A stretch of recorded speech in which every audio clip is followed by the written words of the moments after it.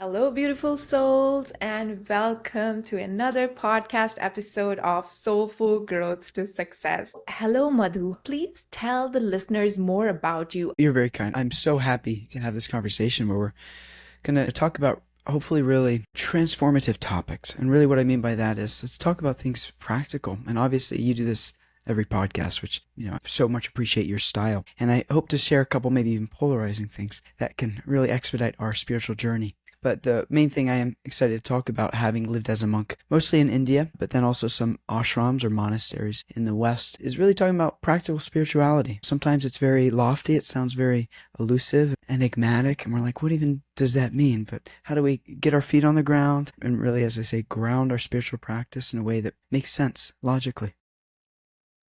How did you get to that point? You were living a life in California, and what really got you to be like, no, I have to go? Did you go to Nepal or India? Like, where did you go for all that transformation? How did you get there? I want to know.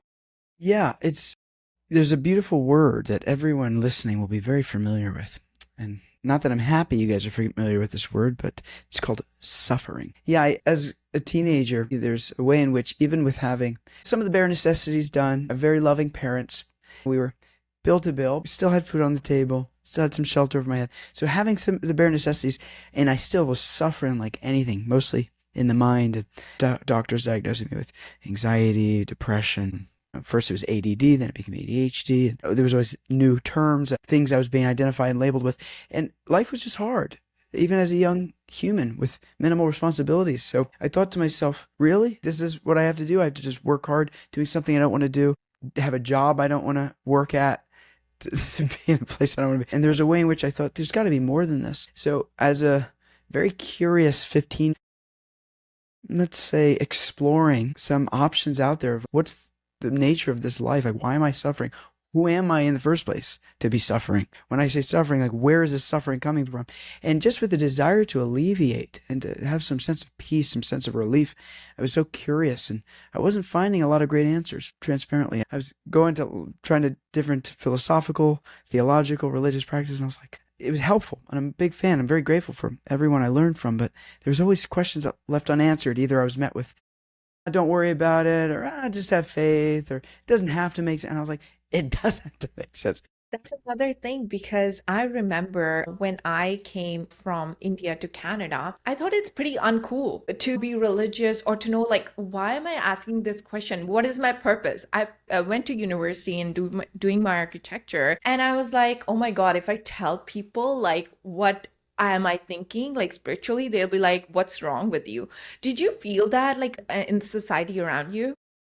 Yeah, especially going from that hardcore, this anti-spiritual, like, it's got to make all sense. But then actually getting into legitimate philosophies, which did answer my questions thoroughly in such a way where it's like faith is great, it's helpful, but it should also be matched with logic, that which actually makes sense. And so as going from someone who's like anti-woo spiritual Yeah. to seemingly all about that life, yeah, there's a way in which all of a sudden the people who I thought were friends or whatever, the majority of them, not all of them certainly, were like, oh, I don't know what happened to this guy, but he's done for. He's done for. And yeah, slowly but surely, it took some years for me to even get into the practice seriously enough to take it to heart, to become quote unquote normal. Not that I would ever actually call myself normal, but at least balanced in the practice for, yeah, let's say for people to reconcile the differences.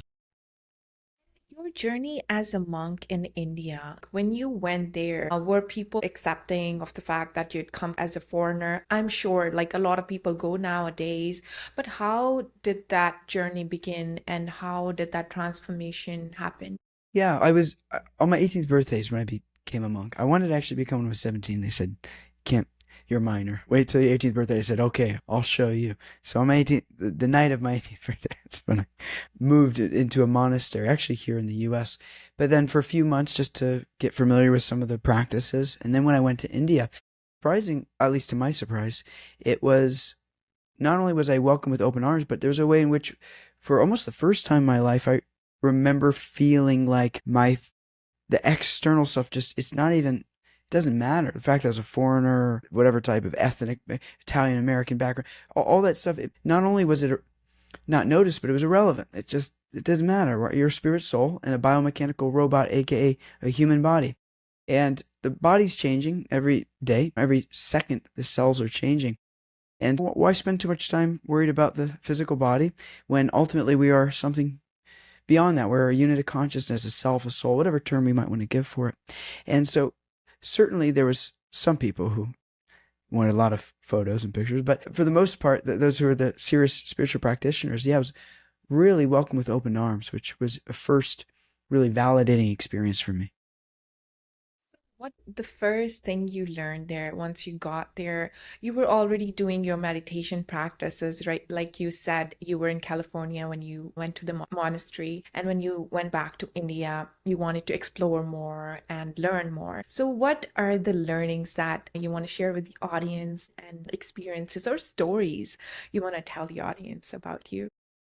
Well, I can break it into a few essentials. So, if I were to say what is the number one most important thing that really was what I call transformative, or that, say, created a new reality shift, or at least paradigm shift in my mind, was that service is what actually makes us happy. There's a way in which we become culturally programmed to this idea that the more I consume, the more I receive, the more I achieve, that's where I'll be happy. Yeah, good luck. How's that working for you? It's so seemingly counterintuitive that service, or when I actually take my time, attention, and give it towards improving the quality of lives of others, not just myself. Obviously, we don't do it negating our own self-preservation. Of course, a drowning lifeguard can't save anyone, but a strong lifeguard can save many. So we still have to be fortified, but it doesn't end there. The focus is, how do I make sure I'm fortified enough to give out, to serve, to improve the quality of lives of others around me? And that's really the crux of being a monk, is you wake up real early, hours of meditation and learning and education. And then you spend the whole day serving. And so everyone's engaged according to their propensities.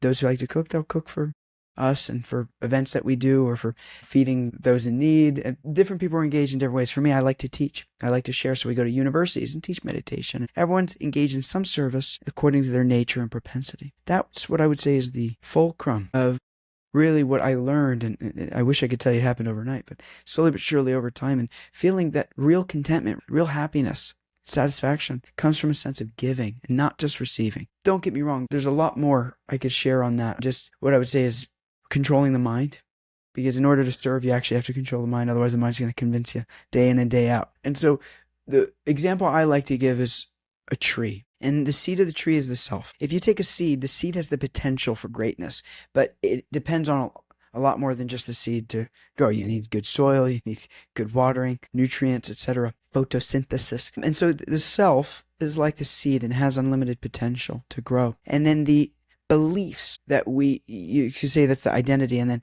the soil is like the beliefs, and the beliefs that we create in our life, that our mind says what we are, what we believe to be true. That's like the soil, and depending on what kind of soil is what allows the seed to grow, either become healthy, not healthy at all, or whatever it might be. And then there's more to the metaphor in terms of our words are what we nourish, our thoughts and our words are what we nourish the seed with into the soil. So there's of course more there.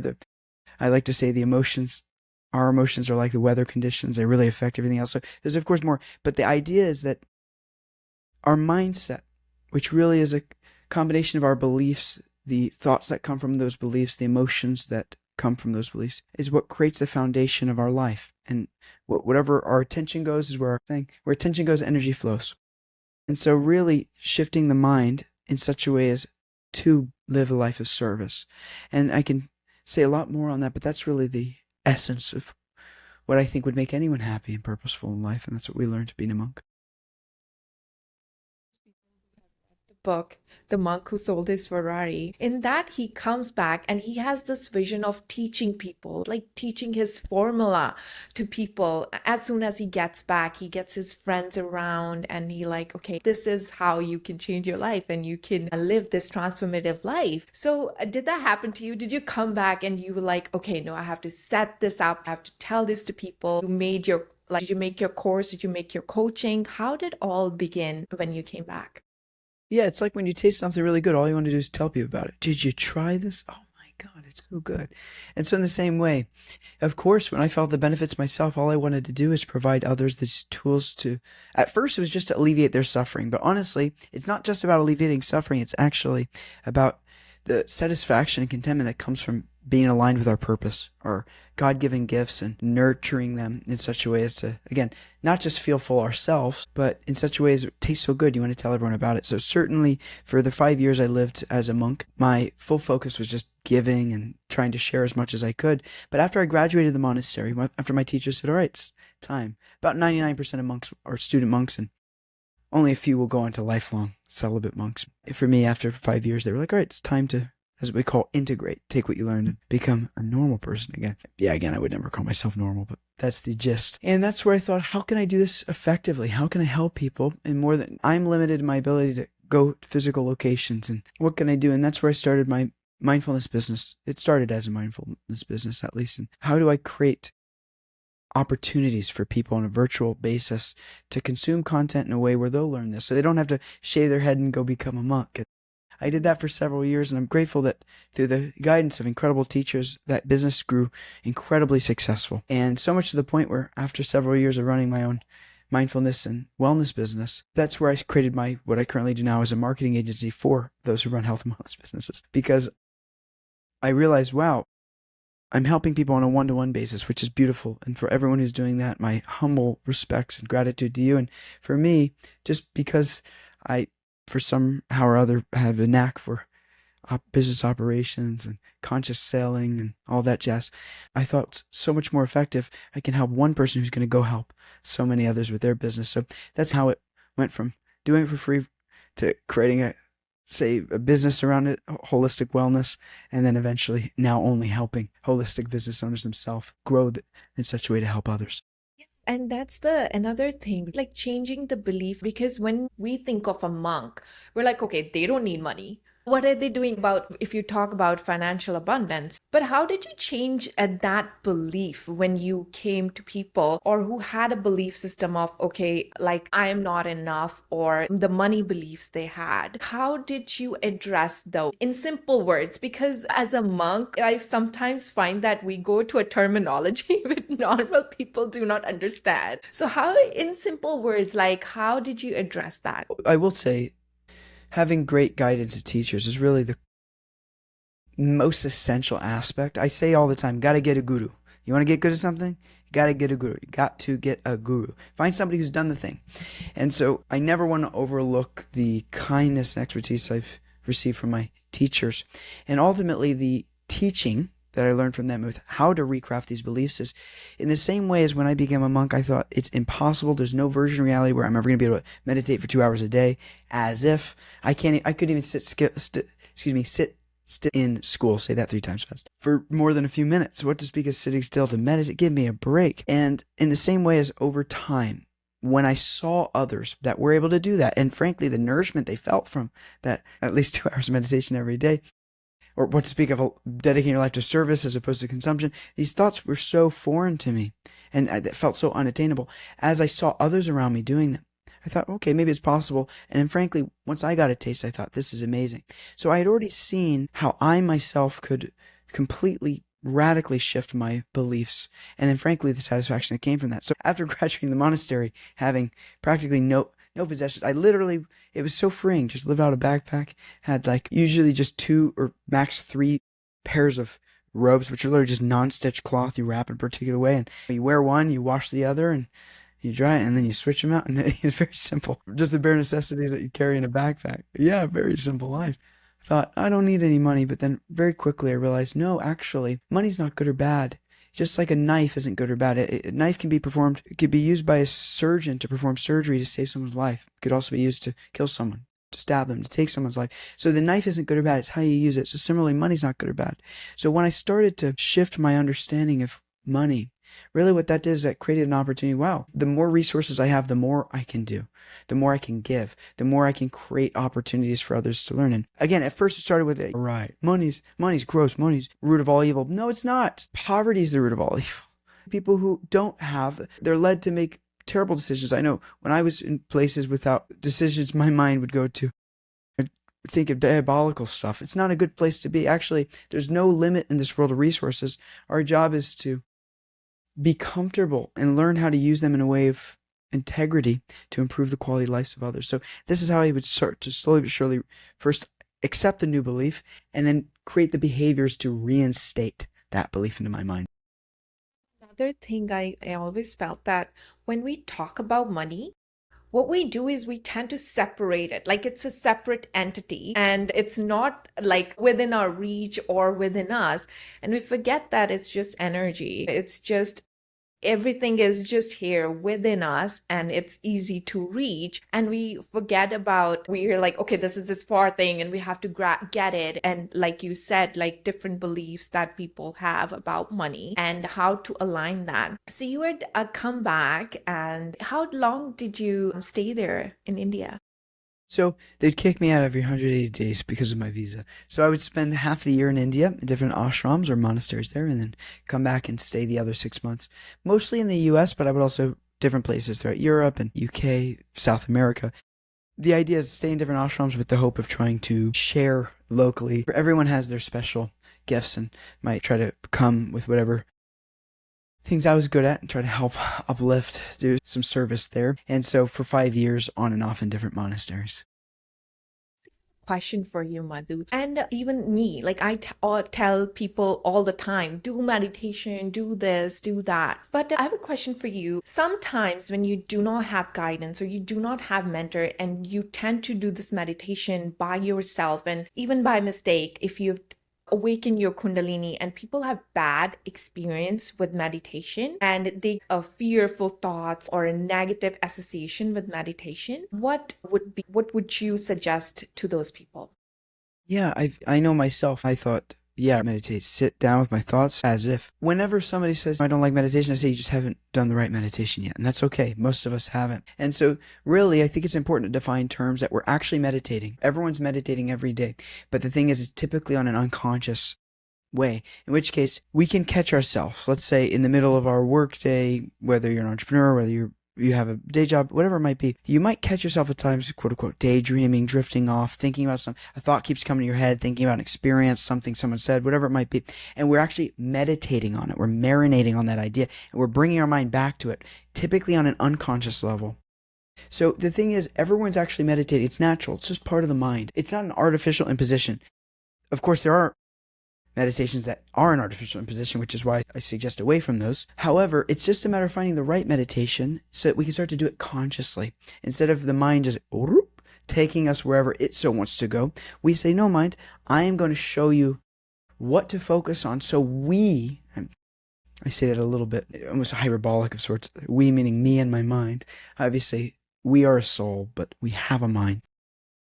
Make our mind convinced, say, hey, listen, we're going to focus our attention here, aka meditating on this thing, so that we can actually do the things we want. So we feel more freedom, more relief, more understanding of our own value, etc. And so really what that looks like is, number one, finding a meditation that will do that, will feel very empowering and natural, so that we get a conscious control of our thoughts, again, as opposed to our mind just on default taking us wherever it wants to go. And there's various meditations there, but the most important one out of the many that we tried is the one that's mentioned in the ancient literatures from the East. So the Vedas, which I know you're familiar with, those not listening, they're the oldest written literatures in the whole world. Several thousand years old written literatures. Obviously, there's hieroglyphs that predate, but in terms of recursive language literature, which is really fascinating. It's multi-thousand-year-olds that teaches on the nature of the self, the mind, purpose, dharma, divinity, the nature around us, the world around us, etc. It teaches that out of all the meditations out there, mantra meditation is considered the most effective. And what that really means is mantra is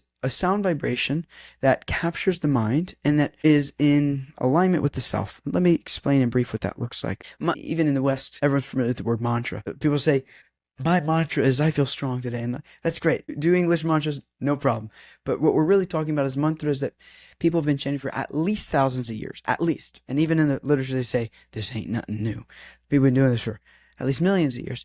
And so mantras are sound vibrations that man means mind, and tra means to free or to deliver.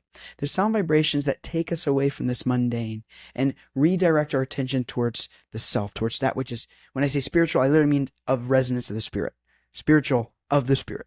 So that of divine consciousness. And so chanting mantras, because the mind is attracted by sound. Sound carries consciousness. That's why right now, if you guys are listening to me, but you hear an ambulance, you're going to have to pull your attention away from the ambulance back to the sound of my voice. So mantras, when we chant them, not only are we engaging the sense of speech, but we're also hearing. Sometimes we chant with beads to keep track, to count how many mantras, even clicker counters, whatever it might be, just to track. You're engaging all the senses, and the most important one, which is hearing. That's why, for instance, we use an alarm clock to wake up and not an oil diffuser. Sound is what catches our attention. And so we chant mantras, and what that does is it brings our attention to sound vibrations that help reawaken the self. I could say a lot more, but that's the main aspect of meditation.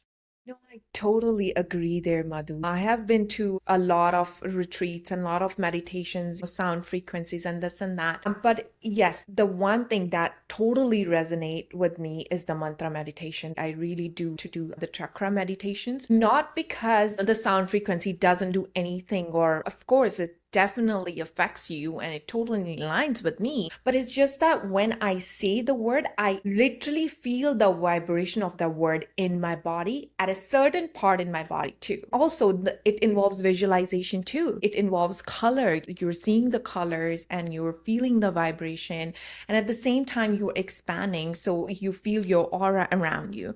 So that I feel like really resonates with me. And I totally agree with you, is one of my favorite type of meditation that I like to do. And another question I want to ask you is, I always go with this, my mantra is like the power of MVP, which is meditation, prayer, and visualization. So what do you want to say to the audience about that? Well, I love that. MVP, mantra, visualization, and prayer. The value of that, again, is, or meditation, excuse me, but I'm going to do it MVP. There's a way in which we're doing these things anyway, and I think it's always important to look at it objectively. Otherwise, sometimes, the idea of meditation, prayer, visualization, it could sound very unnatural. Sounds again something, I have to learn how to do this. No, it's more or less that we have to learn how to do this consciously, as opposed, we're visioning things all day. Just like I said, our mind goes, we're drifting off in fantasy. Like, let me come back to reality. Or even prayer. We might not even know we're praying. However, we have faith in so many things around us. We have faith in the car when we start driving that it's not going to lose a wheel and we're going to be able to get to our destination. We have faith that the roof we're sleeping under is not going to crumble on top of us. We have faith in so many things around us. What we're trying to do with meditation, visualization, prayer is we're saying, I want to be conscious of what I'm meditating on, visualizing, and praying for or to. And so I think it's an important distinction. It's such a beautiful practice that you brought up. And it's such an important distinction that what we're trying to do is just regain control of our mind in terms of our life. Because again, if you let your mind just go, I don't have to say, we all know what happens. Just one more cupcake. I've only had 13. We're going to be drawn and dragged by so much of this conditioning, but rather we have choice. We have agency. We have our free will to say, I get to choose what I want to put my attention on. And that means visualizing the future that we want to have. We call this, you need mental real estate. You need a place in the mind for what you want to happen to exist. Just like a sewing machine, somebody thunk the idea, hey, I'm supposed to do it with my hand. What would it need to be like to have a machine that could do this? And you had to create an idea in the mind first, and then you could take it from subtle to gross, talk about it, write about it, create a framework for it, create a draft. What does it got to look like? How does it have to function? So everything starts in the mind. So when it comes to visualizing, what we're really talking about here is creating the mental opportunity for the thing we want to exist. Because things just don't happen randomly. Don't get me wrong. There's room for mercy, blessings. I'm a big fan, and we could certainly talk about that. But as a rule of the universe, nothing's random. You go look out. We're here in Laguna Beach, California, so I go to the ocean quite regularly, almost every day. And you look at the ocean, you're going to tell me that's random? Go look under the ocean. What in this world is random by random design? Some people have a, let's say, ideal of this world or a philosophical conception of this world that things happen just randomly, kind of big boom. And don't get me wrong, I get it. I would understand that might be the best option you're currently aware of, but imagine you go up to an artist who spent so much time delicately working on a beautiful piece of art, and you said, well, it's random. You just throw paint at it? Be like, what do you, this? You think people just random paint was thrown? Yeah, as if. Talk about intelligent design. And so in the same way as the world around us is created by an initial thought in the mind that came into fruition externally, our job of visualization is putting the ideas in our brain that we want to exist in reality. Same thing with prayer. It's the same thing with meditation. All we have to do is start. And whether that's 1 minute, one meditation a day, one mantra, whether that's one visualization, whether that's one prayer. Just start with something that feels easy, that I say, no matter what, I'm not closing my eyes at night to go to bed until my one prayer, my one mantra, whatever it might be, is done. And before we know it, we'll get a taste, and it'll increase day by day to the point where I can't live without my prayer, mantra, meditation. So do you also recommend people waking up at a certain time? Because if you follow a lot of billionaires or a lot of coaches, they tell you, okay, wake up at 5 a.m. and start your routine, and that way you can start early. Do you also recommend people to start with that kind of behavior or habit building? I would say there's two ways I would address this. So there's a way in which we can understand our biorhythms and circadian rhythms and what's going to affect our physiology the best. And so I'll touch on that briefly. But I will say the other point, which I'll hit on first, is I think the most important behaviors is whatever you're doing, just do it consistently. And so whether it's 5, whether it's 7, whether it's 3 a.m., you have to sleep enough. You have to have quality of sleep. The idea is we need, first and foremost, our body to trust us. If we're jet lagging our body every day, we wake up at 5 today, 7 tomorrow, and 3 the next, what happens, we're in a constant state of fight or flight where our nervous system is overstimulated. So step one is whatever you're doing currently. Some people don't need as much sleep as others. Some people like to wake early. Some people don't like. Just do what you're doing, but be consistent. Try to wake within a 30-minute time. Go to bed within a 30-minute flex period every morning, every evening. Start there. Now, as far as what nature suggests, in other words, we can understand with the rising of the sun, if we didn't have artificial lights around us, you wouldn't have much of a choice. There weren't blackout curtains back in the day. When the sun rises up, you rise up. When the sun goes down, all of a sudden, pineal gland starts to secrete melatonin before you go, oh, I'm in a zonk. Adenosine. So anyway, the idea is nature facilitates an opportunity that the closer we can align our body with the rhythms of nature, we're just going to have nature to support us. Think of the currents moving a certain way. Let's get that wind behind our sails. So if we are in a situation in life where we can control it, the more you can regulate with nature, in other words, try to raise with the sun, go to bed once you start yawning after the sun goes down, and really that means try to minimize artificial lights around us. You'll notice as if magically you'll start getting sleepy soon after the sun goes down. So that's the ideal, but step one is just find something we can do consistently, because then at least your body will start to trust you, your nervous system will become more regulated, and half of the work will be done in terms of you will start to feel better. There are people who choose alternatives like ayahuasca or LSD or different kind of drugs to have that experience, psychedelics. Like I was having a discussion with my friend, and it could be a cheater's way to get to that level where we can get with meditation. Madhu, with you, did you consider the alternative, or were you straight gone to that path of the monastery? Because a lot of the times people weigh the options, be like, why do you have to do the full process of sitting and practicing every single day when I can just take this drug and then go up to that level? So what do you want to say about that? The mind's always looking for a shortcut. So certainly everyone's mind, by nature, is always looking for, how do I get more with less? And so it's natural, and I don't judge or criticize anyone for having those thoughts. Certainly I have those thoughts still after 13 years of sobriety. Maybe this will be easier. Of course it'd be easier, but again, the word you said is right. It's cheating. Now, here's the thing is, everyone can do whatever they want as long as they understand the reality of it, and as long as they're saying, I am choosing the easy option, which again means it's no longer my control. To the extent that we spend time learning how to get these types of profound experiences without depending on something artificial, to that extent we will be able to do that. That will be within our control. That will be within our ability to do.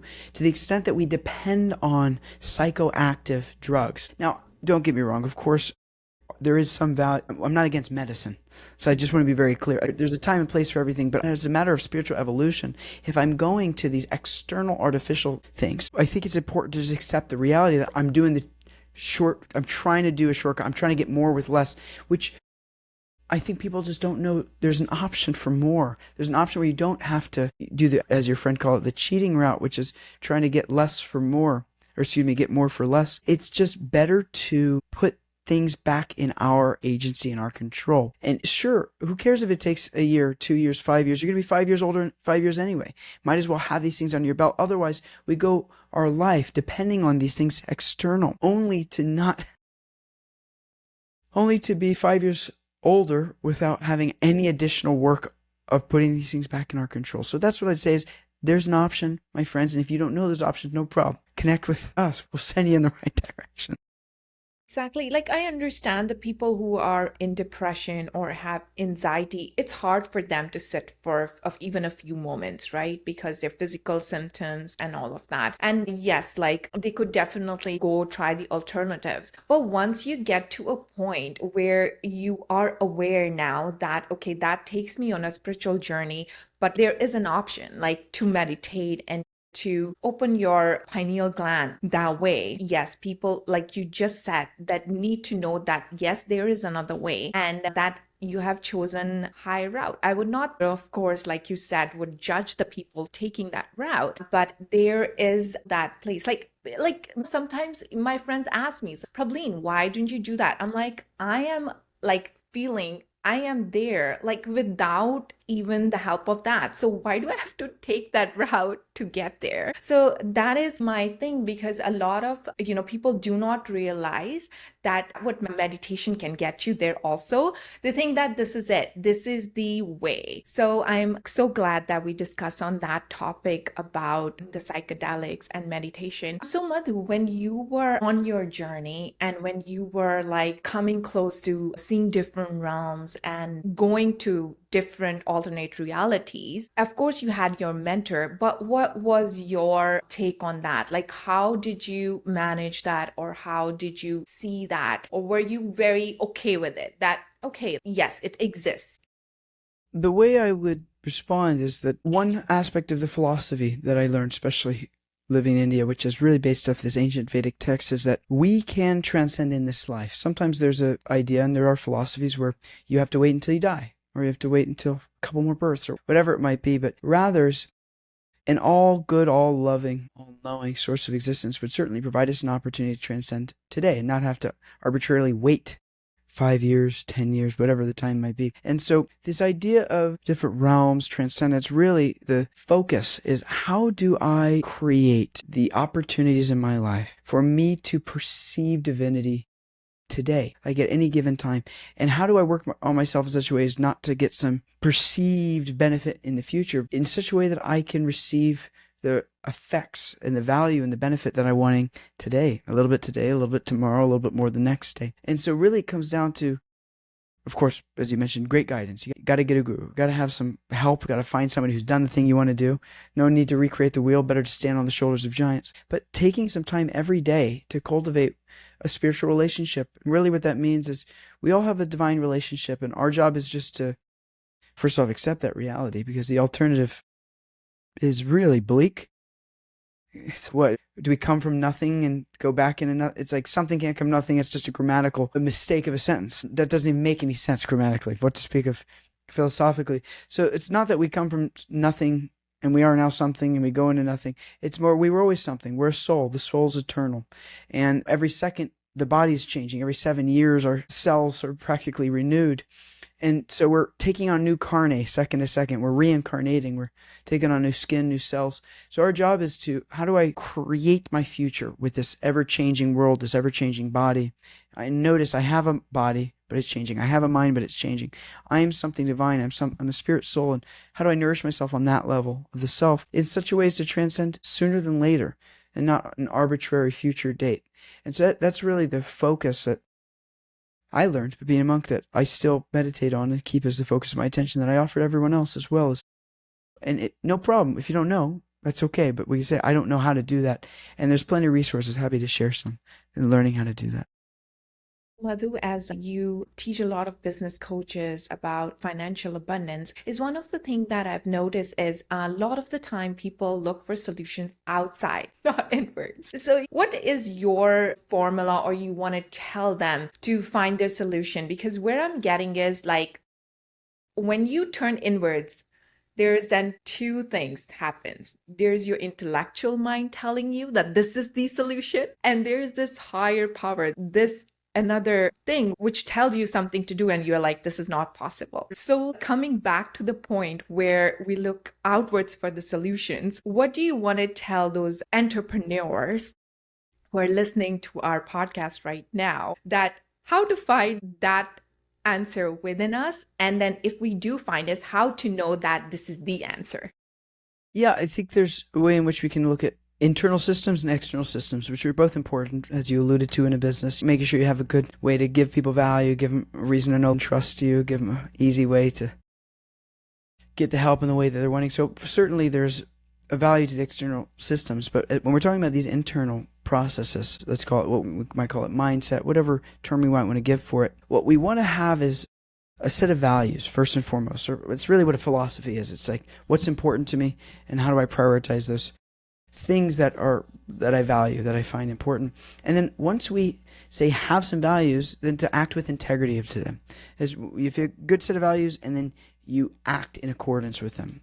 Otherwise, it just causes so many negative feelings, from shame to whatever it might be, guilt. So have a good value system, aka philosophy. Work within that system. Live in integrity with what you actually find to be important. And then when it comes to understanding, say, your voice, the inner voice, versus, say, that divine voice, sometimes called the conscience, or other people's voices, which, just to be clear, these are the three types of voices in our head. There's the self communicating. There's divinity from within, sometimes called in Sanskrit, the Paramatma, the super soul, the conscience, the inner guide, from Chaita Guru, the guide from within. Divinity inspiring us from within. And then there's everyone else's voices that we learned in our conditioning. The way in which we can start to differentiate between them is our voice, the real us, only works off of desire. What that means is, what do I really want? The way in which we can start to really dissect our thoughts and start to see which are mine, like which is actually coming from a place from within, is we only work off want. What do I actually want? It's never in terms of what do I think I should want. We don't want to should on ourselves, as I like to say. What should I be wanting? It's more our mind, when we have our thoughts, we will know what the self wants by what it actually wants, as opposed to what it doesn't want. And so when we have desires coming up, we can say, okay, this is myself speaking. What the self only says what we do want. Divinity from within tells us what to do. Again, not what not to do. It doesn't work in negatives. The brain doesn't work in negatives. For instance, if I said to everyone, don't think of a tiger right now. Everyone just pictured a tiger. The mind doesn't work in negatives. We have to work in the positive. So the self says what we want. The divinity within tells us what to do. It gives us the inner guidance. And then the other thoughts or other people's minds, we can usually delineate them from what we should or could be doing. I'm not even suggesting we disregard them. There are definitely thoughts and other voices in our mind that can be very helpful, but you should be doing this, you could be doing this, and other variations of that. This is a way we can start to decipher whose voice is it. And so really listen to when ideas and thoughts come up of what is it that I really want to do, and what is it that I'm being guided to do? What is the clarity that's coming in terms of enacting that desire? And everything else has to be very carefully discerned through.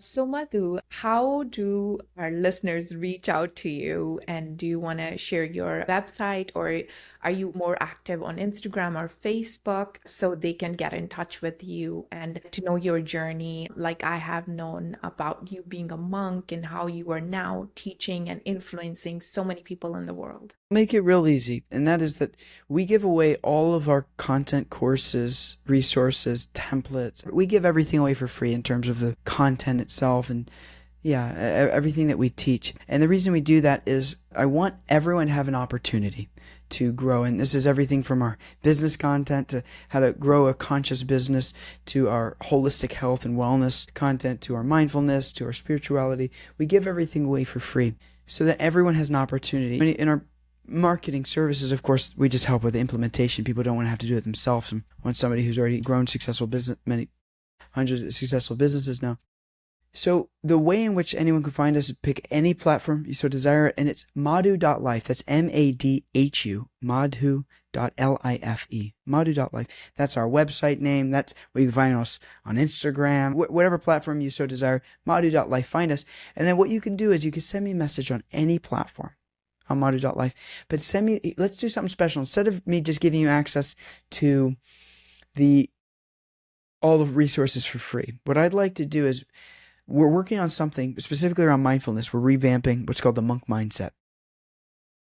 We're in the process of re-releasing it. And what I can do is anyone who comes to this podcast, I want to give you not only free access to everything, but also this special thing that we're working on. An idea would be anyone who sends me the word, why don't we do soulful?